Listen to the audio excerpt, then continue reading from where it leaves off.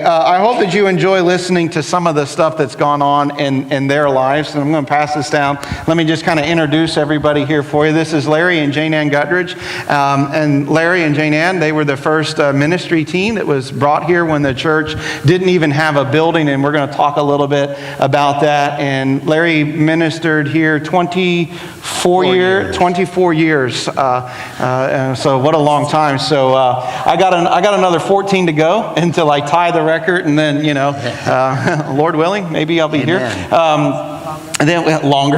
This is Connie and Ed, and Connie and Ed are new to our church. They've only been here a little over 2 months or so, and super excited. If you've met them, Ed as a part of the men's group, Connie's a part of our women's things that are going on. Just really excited. This is Jessica and Sean, and they came here just shortly after I got here, and have been here now for nearly 10 years. And a lot of things kind of happened in their life. They're here, a lot of exciting things, and they just think I'm the best preacher they've ever met, and so that's wonderful.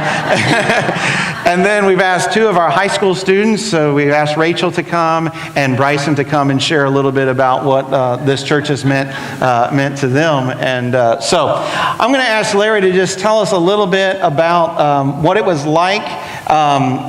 You've seen so many things in the church, and just kind of talk a little bit, sort of like we did last hour, what it was like coming here, and things that you've seen the church happen in that span of 24 years of being there, and then a gap when I came, and now back and seeing the church. It's been a thrilling experience. When we first came, we were working in the Masonic Lodge. And Jane Ann and I and Carla, who were the only members of our family at that time who were in the Lord, made members 27, 28, and 29. And so Carla's just 35.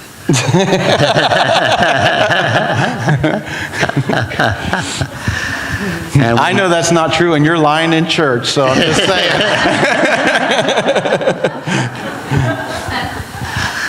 But we watched it grow, and out of that little building, and God provided that we could build this building as far as physical things are concerned.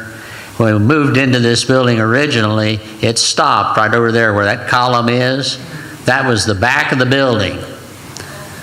And we grew till we had 150 people packed in from there back to the back doors where you come in. And I mean packed in. And then the Lord blessed, and we have expanded the building to this extent, and you continue to remodel and expand, and it's a thrilling thing to see it grow. It's just a joy to see that happen. But the church isn't about building, it's about people. And we watched it grow from those little 30, 40 people that were growing together to over 150 when we expanded, and now where you are today. But the most thrilling part is to watch the lives, the individual lives. And some of the people who became part of the church when I was here as young Christians just coming to know Christ, babes in Christ. And now they have grown, matured, and are in leadership positions. You just don't know what a thrill it is to be able to see that they're still here, still growing, still serving the Lord. Amen. That's a joy for a preacher to see that happen. That's awesome. I'm glad there's a distance here, because I spit so much when I preach, so I would be like showering you if I were standing back where those poles are. There would be like a big gap right there, which there tends to be right here sometimes. So I've asked them to think about 3 questions. I gave them this week to think a little bit about. Some of them are going to answer individually. Some are going to answer as a couple. And the first one was this. How did you come in contact with the church? Because everyone has a first contact church story. Sometimes I was driving by and we just thought, hey, there's a church, and kind of felt like God was leading us there. Sometimes it's, a friend invited us, or I read in the paper, whatever it happened to be. So I know it's a little unique with you guys, because you were, contacted by, for a job, not necessarily just to come to visit the church. So take a moment and tell us how that worked out, how you guys got, called down to be a part of this congregation. I started out in ministry.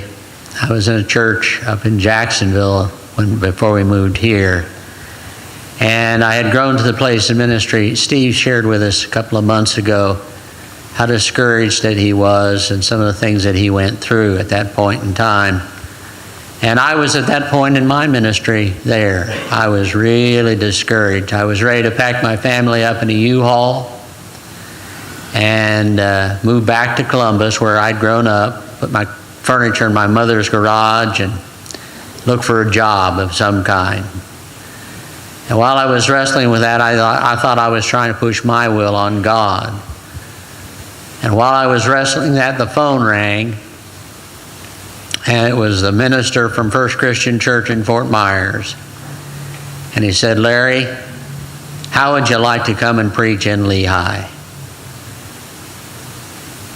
And from that moment on, I felt the hand of God being upon me, guiding me, bringing me from the depths of despair and to bring me back into the congregation where I could serve and worship and work with Him. And for 24 years while I was here, He blessed that ministry, and I rejoice in every minute of it. Amen. Amen. When someone first told me, "Would you like to come to Lehigh?" I thought, that doesn't even sound like a real place. I don't know if I want to go there. So, and it was too far, and snakes and gators. I didn't want to come there. So that was, you were a little more obedient than I was, I think, to start off. So you guys kind of came as a pair. I don't know if there's anything else you wanted to say about that, how you felt maybe being come down here to a church where there was no church building and you were going to start off. So Jane, I'm asking you. You're asking me now? Yeah. Oh, okay. We'll give you a chance to talk. All right. I was excited about it because God just provides adventures for you. And this was going to be a brand new adventure that the community that we were in, my children were going to have to start going to public schools far away from where we were living, and I was getting really kind of concerned about that. But just, packing up everything that we had, and we came down, and the leadership from First Christian had one elder that was really involved out here, and he had found a house for us to rent. And we were all packed up in a U-Haul and pulled it down here, and the house was wonderful. And that Steve before asked, what this community was kind of like, and I thought I'd stepped into Stepford Wives. It was that the community is when we moved down here, was probably, I would say, 50 to 60% retired people. And now I know what that's like, but anyway, they had lots of time to spend on their yards, and when I went outside out of our new home, everybody's yard was all neat, and everything was perfect, and that I never saw anyone. So it's just really strange. But when we got with the church family here, everybody was very welcoming, and we were just excited about our new adventure. Awesome. Well, Connie and Ed, like I said, are new here, and so kind of came really in the middle of all of our transition and change and stuff. So tell us a little bit about how you guys got connected to the church. She's the talker. I'm Brandon. Earlier I told them you got like 2-minute answers and stuff like that, so now you're down to about 1 minute 50 seconds. All right, quit talking. Most of you that know us know that we came from Virginia. We lived in Virginia our whole lives. Lived in my grandparents' home. They built the home, and we were there for 27 years. And if you had asked me last January, we were not leaving Virginia. We were staying right where we were. We loved our church. I was in a job that I was going to retire from. And by the end of January, the Lord changed all that. So we decided to venture out. We came here to be with our son and grandchildren and his family. And when we first sold our home in Virginia, I went to our pastor and I said, okay, we're moving to Cape Coral. Can you give me a list of churches? And by the time we got here, we were moving to Lehigh Acres. And we got in, we visited a few churches, and none of them were working out for us. So I emailed my pastor back home again, and I said, okay, I need a new list, something closer to Lehigh. And I reviewed the email the other day. There were four churches on the list. First thing I do is go to websites, and y'all's website was the best. So that was great. You're real close to our home. That was great. And then I got on email, and I emailed Michelle, not realizing who Michelle was other than the church administrator. I think maybe the youth group, y'all were getting ready to go to Move, I think. Move, maybe? She was wonderful. She answered so many questions from me, and I'm talking a lot. I wanted to know about the youth. I wanted to know about the men. I wanted to know about the women. And she was Johnny on the spot. She answered everything.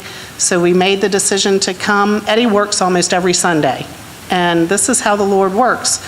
I made the decision, Kayla and I were going to come here and visit, and he comes in and he's like, I don't know how, but I'm off work on Sunday. So he was able to come. And First month. yeah, we knew by the end of the service that Sunday that we were where God wanted us to be. There were no questions about it. We weren't going to visit anywhere else. Very welcome, very loving church. yeah. Very inviting. So your website kind of sort of brought us here, I guess, indirectly. And you and all of you kept us here. That's awesome. Thank you.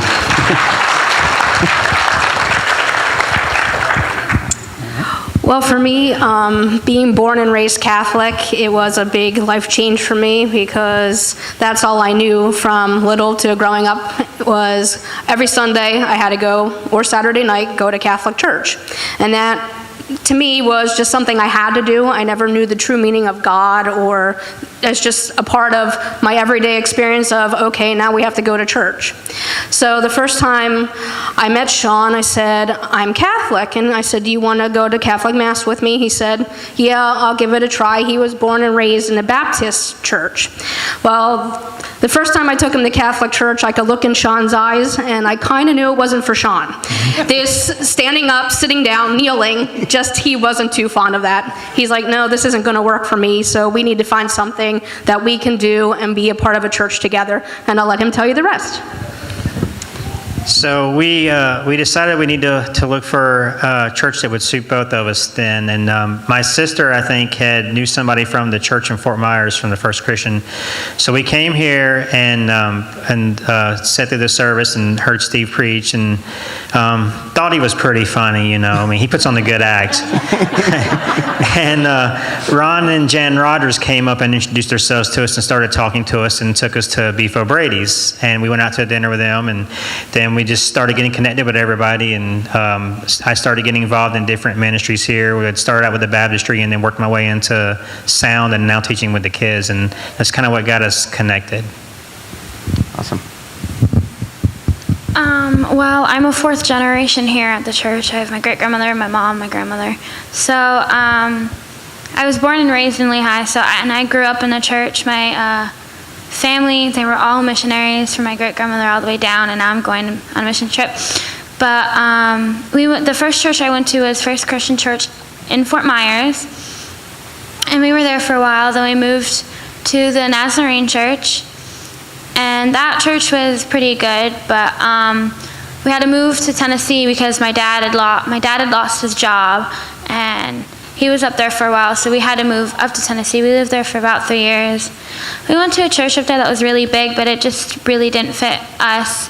So we moved back down here. We went back to the Church of Nazarene. That didn't really work out. And from 3rd, 4th, and 5th grade, when I lived in Tennessee, I came down to visit over the summer, and I stayed with my grandmother, and I came here through VBS. And we really liked it, or I really liked it. My mom wasn't here, but I really liked it. And I mean, I was just really little, but I really liked it, and ever since then we've come, and my grandparents have started bringing us here, then my great-grandmother came, and just the rest of us followed. Very cool. You know, sometimes people ask us why we do things like VBS and dinner theater and all that, because just like what happened in her life, when you're starting to think about churches and stuff, people go, oh, you know, I went to VBS there, my kids really liked it, or I went to that dinner theater, and that's part of our whole goal is, and I know some of you out here that's been your connection in that. I know that when we came down, VBS was going on, and it really helped us to feel comfortable because Megan was here, another little redhead girl at the time when my daughter came, and they just kind of paired up. And I was like, if your little kid loves church, that's the church you're going to go to, and so a great thing there. So that's awesome. And that's awesome, too. Also, 4 generations. You guys don't have quite 4 generations yet, but 3 generations worshiping here, them, their daughter, and their granddaughter here. And so that's awesome, as Amy's there, and your sister, and your mom. And so what an amazing thing to be able to worship as a family. That's awesome. Bryson here, we're going to have him share a little bit about how he got connected to the church. I actually came to the church through my mom. Ever since I can really remember, I've been going to church with her, and when we moved down here, it was maybe a week where we didn't go to church because we really didn't find one. And then after that, we found this church, and it was just like, it was cool because I heard Steve preach, and it was just like, I really like it here, and so did she, and it was just, the rest is history, really.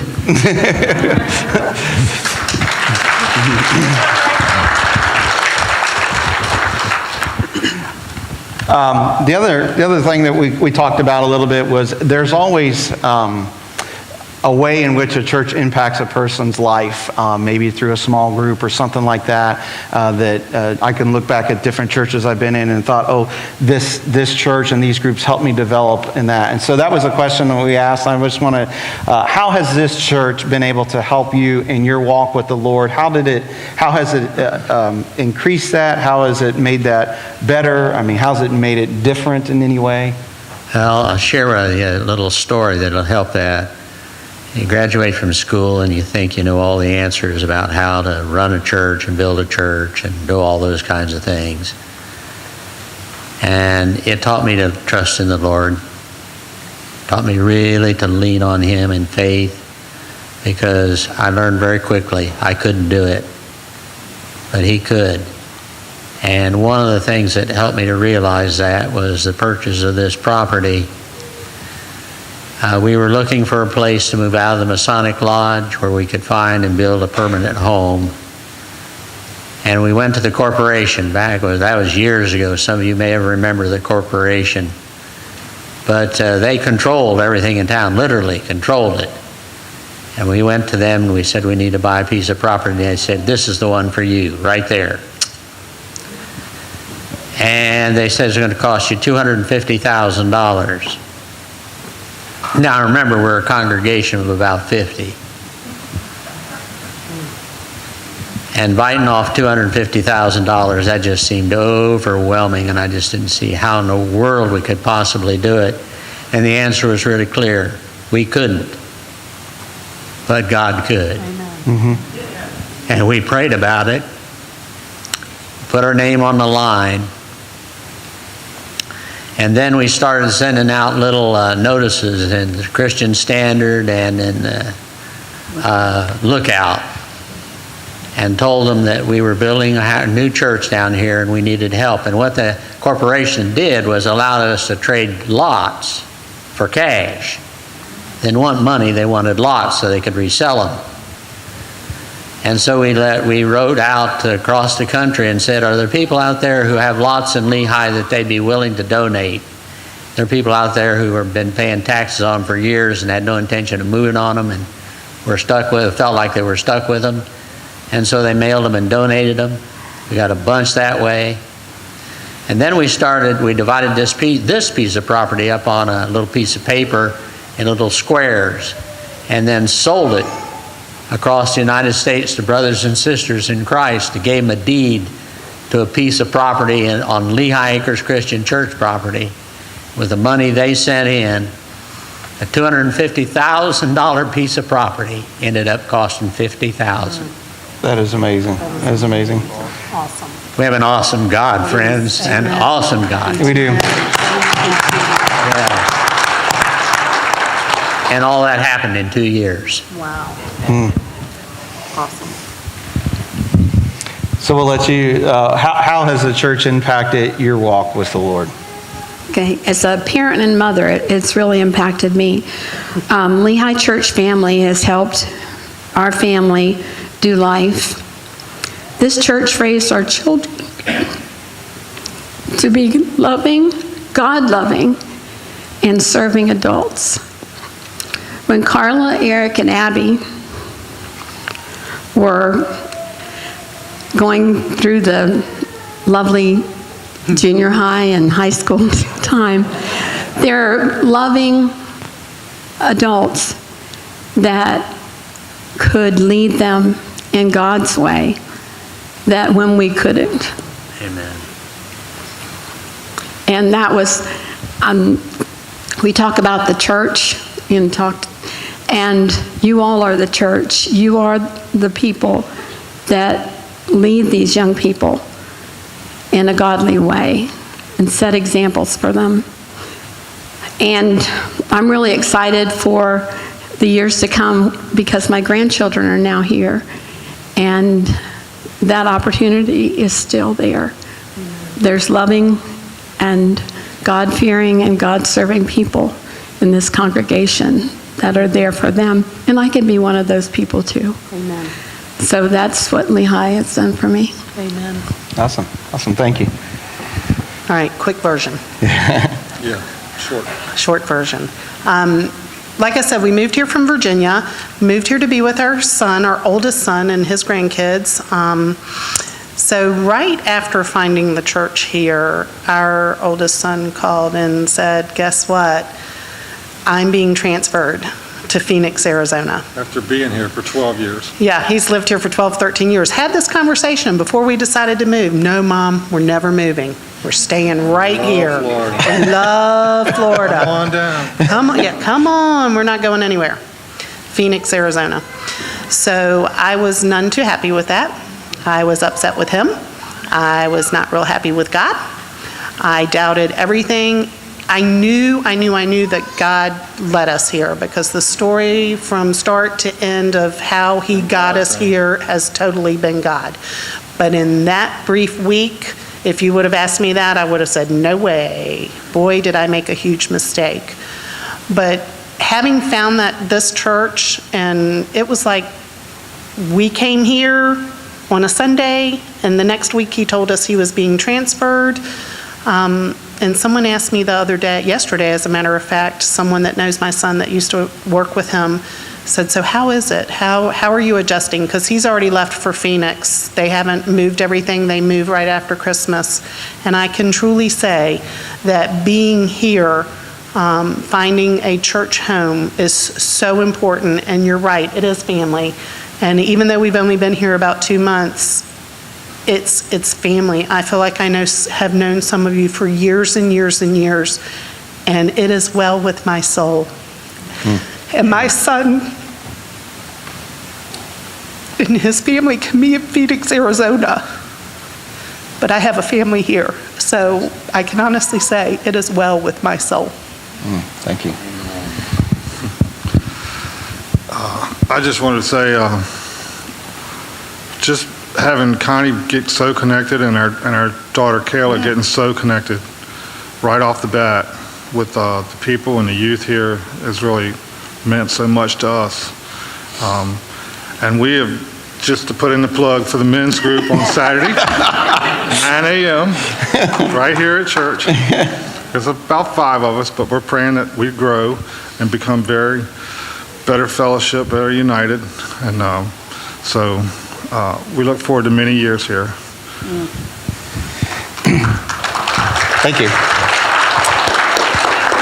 And now for these paid commercial messages.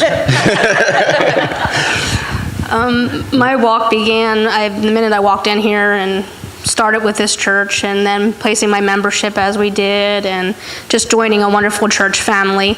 But my biggest walk and main respect with my husband is the day that I finally placed my membership and became baptized here by my husband, and our journey as a family finally began. Awesome.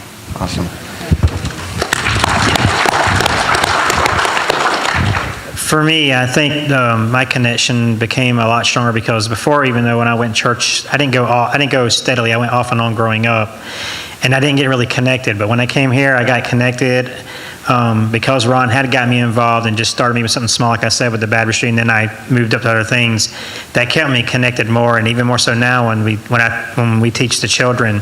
There's a lot of times I'll get more out of preparing the lesson and doing the lesson sometimes than what the kids will. And so those things just help you to stay connected a lot more, I think, if you just get involved, Amen.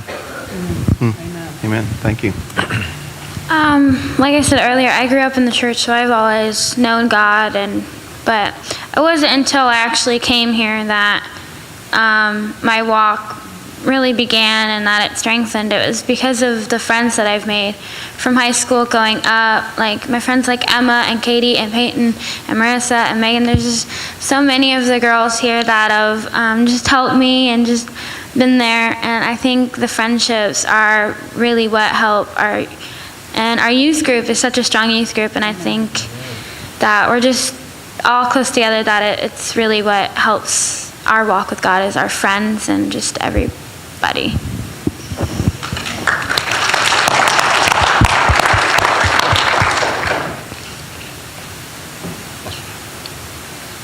The question is, how has this church impacted your walk with Christ? I could tell the look, like I forgot the question. So. It just helped me become a better person by I kind of always knew right from wrong, but I didn't know what to do about it. Like, I didn't know how to put it into action. And since coming here, it's really helped me to figure out, to find that line of right and wrong and just try to steer towards doing what's right. But don't get me wrong, I'm not perfect. I'm not going to be perfect. I don't plan on being perfect. I plan on making mistakes. It's a fact, because unlike a lot of the people who stood up here, I did not grow up in the church.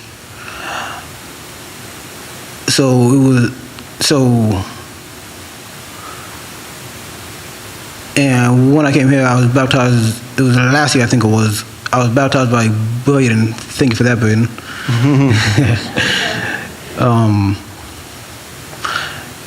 It was just, I just felt God calling me it was time to step up and take the next step. And it was a big step, but hey, what you gonna do about it?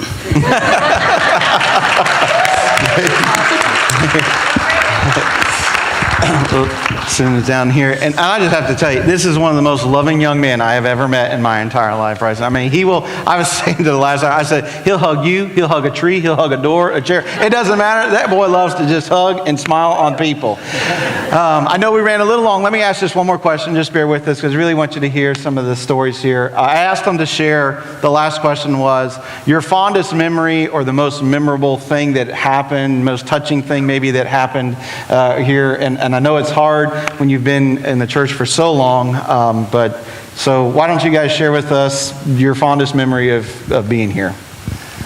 Well, mine goes back a long time ago when we were still in the Masonic Lodge. We had a lady in the congregation by the name of Esther Casella, and she was part of God's evangelism team. I tell you what, she was a joy, and she would go into the stores and she'd be standing in a Publix line, and the guy behind her, he was trapped. He didn't know it, but he was. And she'd say, "Where do you go to church?" And they either had no place or they weren't happy or whatever. And she'd say, "Come with me, come to Lehigh Acres," and invited them. One of the people that she did that for was a man by the name of John Clapper, who's with us still today, and became one of our leaders. Excellent man. She lost her husband, and for a while she grieved really hard. And she wore black all the time. After a year or so, she wore a print dress, and on her way out that morning, I made comment about it, how lovely she looked and how nice she was. And she said, okay. And she got on the phone that week and called all the ladies in the church and asked them to wear red dresses. So the next Sunday morning, we had Red Dress Sunday. Every woman in the church was wearing red, except her. She was in black.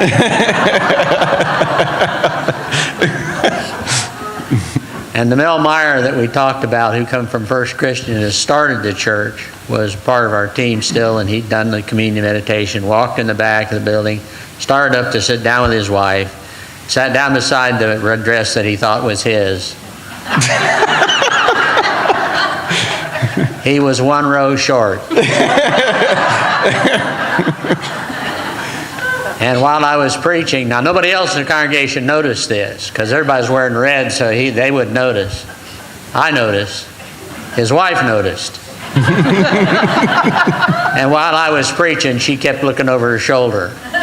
And finally, he got up and moved. And when he did, the rest of them figured out what had gone on, and they just broke up. Lost the whole church.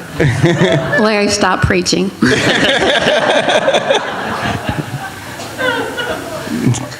And the lady that had moved, from whom he had moved, I said, well, May thought her prayers had been answered. She was a widow lady, about 85 or something. It was a scream.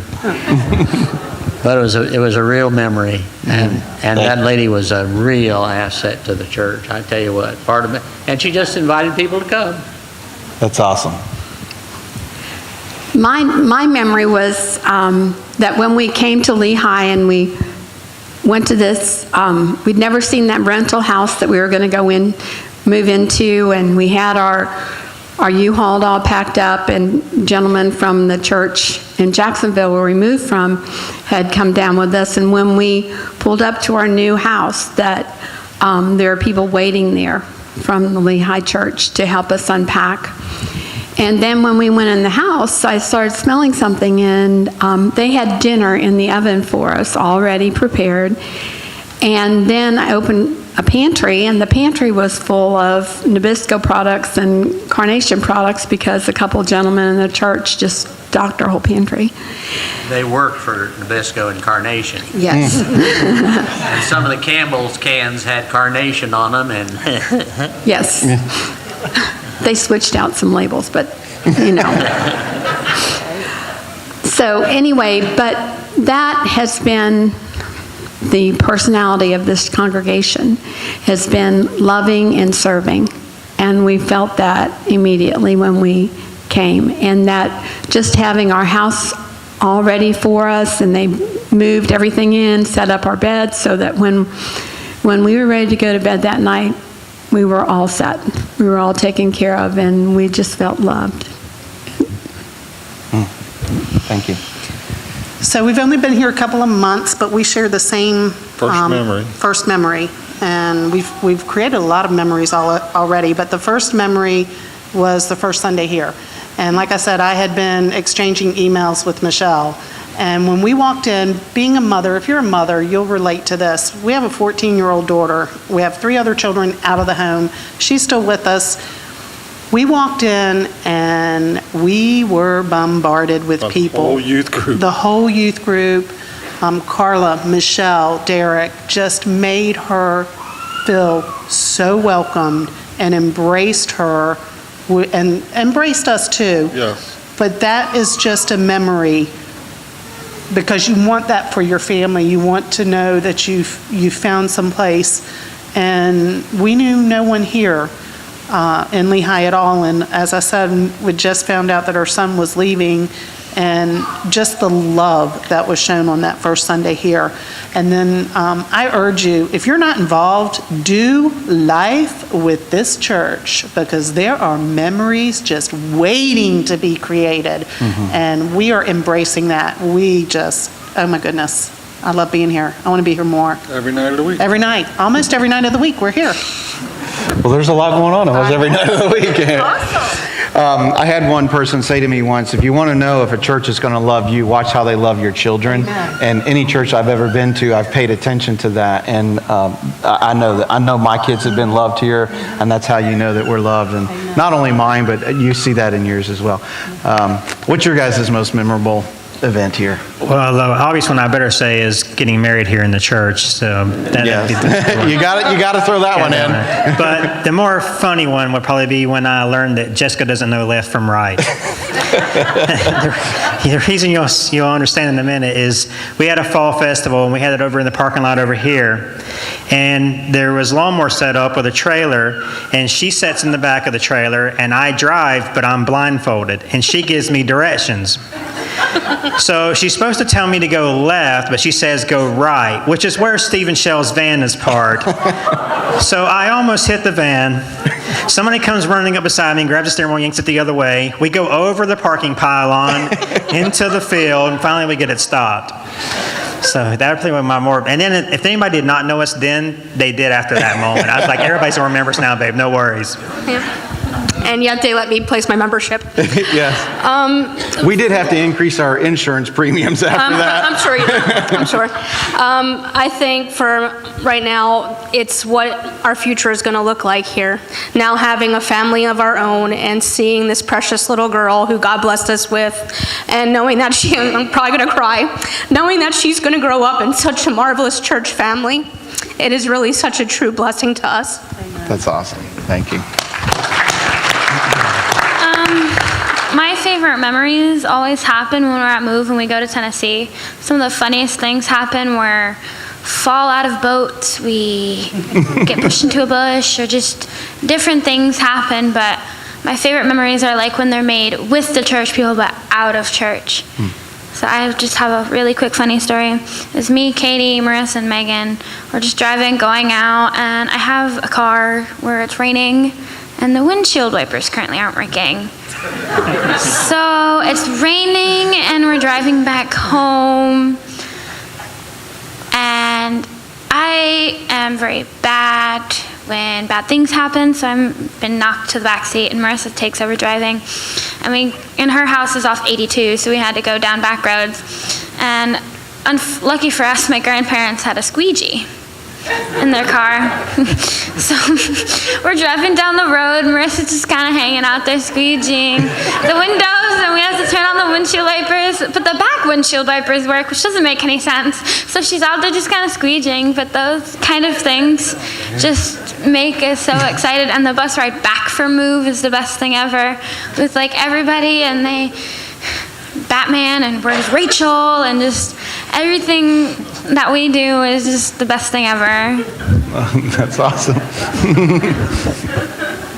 Who's Rachel? Had to do it one time.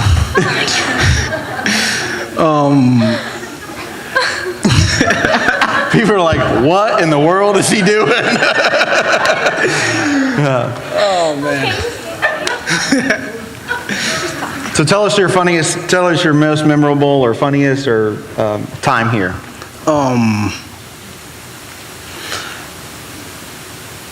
It was at Move this last year, and me and some of the guys decided, because we had to get an extra mattress, and we decided to we put it in the middle of the hall, and we would surf on it, and we would just see who could get the furthest. I think you won, right? Yeah. Boyden got the furthest. He just barely beat Hunter, and I got the second to last furthest. Which isn't surprising, but it's just the friendships that I've made here. It is just, I've had the privilege and the pleasure of just meeting some phenomenal people, and